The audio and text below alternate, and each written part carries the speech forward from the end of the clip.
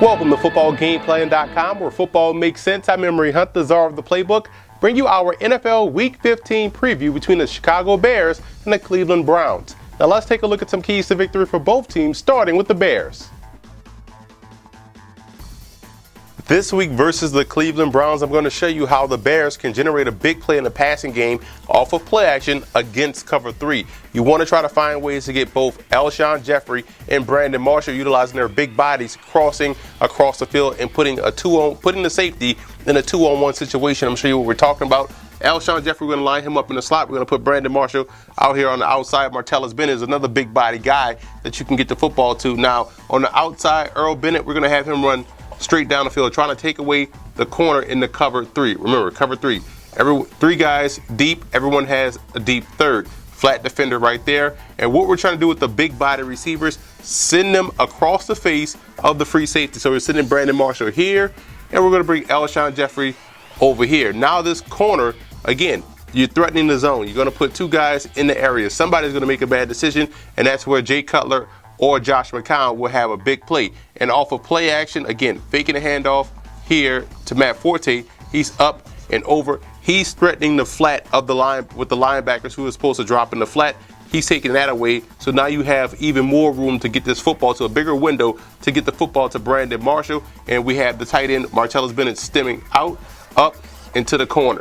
Getting the safety out of the way as well, thus putting the two deep crossers right in the line side of the quarterback. So again, defeating cover 3, you want to put two guys versus one defender, and you can do this when we have big time wide receivers that it can not only make a contested catch, but can also do a great job of running across the field. Now they can run away from man, they can run away from zone, but versus this cover 3 defense that they're going to see a lot of versus the Cleveland Browns, I think they can have a lot of success. Right now, the defense of the Chicago Bears is struggling to stop the run. I think the Cleveland Browns have a unique opportunity to generate big plays on the ground this week, utilizing a design cutback run, or a wind back run as we like to call it. I'll show you what we're going to do. We're spreading the field with the receivers to try to make everything concentrated in the box. We're going to pull the backside tackle and lead him in the hole. So that means all the receivers are responsible for the auxiliary player defenders like your corners and your safeties, and the running back will have to make this strong safety miss, and his showing action strong side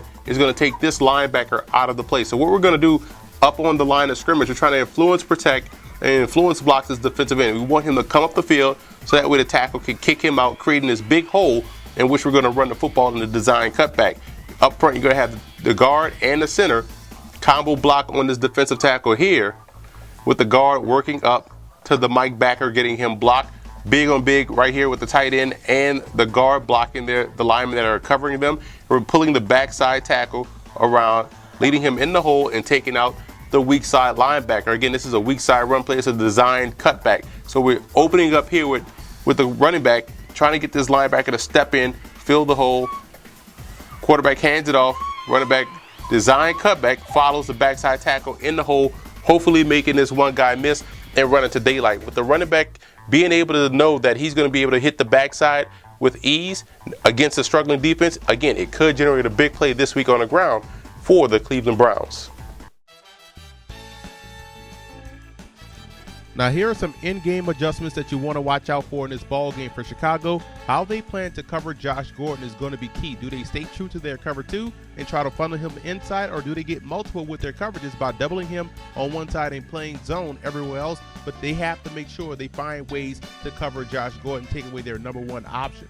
And you want to ease Cutler into the ball game. This will be his first game back, and will it be full speed ahead with the play calling, or will he try to script his first quarter and a half until they feel his comfort level is enough to where they can ask him to do more? And defending the Browns spread will be key. When the Browns go 3 wide receivers and the tight end, how will the Bears adjust? Do they stay in base, or do they trust their personnel, or do they go to nickel? A lot of this will probably depend on how much success these linebackers are having early in the passing game.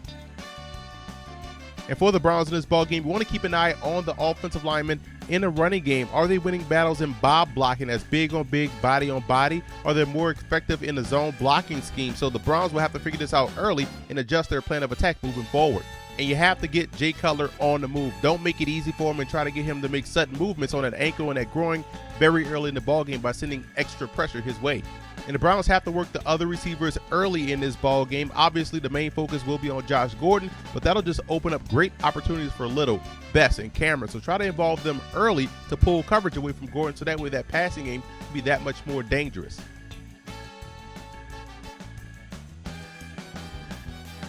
Now, here are some coaching points for both teams in this ballgame. For Chicago, trench warfare is going to be key. It's imperative that the Bears win at the line of scrimmage on both sides of the ball. Defensively, it's obvious that they have to play better, and offensively, the Browns' pressure is a much different animal than that of the Cowboys. And you want to keep it balanced on offense. This all goes with the easing Cutler in the game point that I made earlier in the video, and they played with great balance all season long. They have to keep that up this week versus Cleveland. And you also look at the Bears being aggressive versus the running game. At this point, going aggressive versus the run is probably the best fit to try to put these guys in a one-dimensional situation by having early success versus the running game to help you win this ball game. And for Cleveland in this ball game, the Browns have to avoid quick 3-and-outs versus Chicago. They have to be able to move the chains consistently. Even if it doesn't result in the points, it'll at least flip the field position. And they have to get delayed interior pressure. Delayed pressure is a shock factor to a quarterback, especially versus one that hasn't played in a while. And I think the Browns can have some success here. And they have to be physical on the flanks. They have to throw off the timing of the Bears passing game by getting a hand on these wide receivers as well as tight end Martellus Bennett. They can't allow these receivers to get a free release off the line.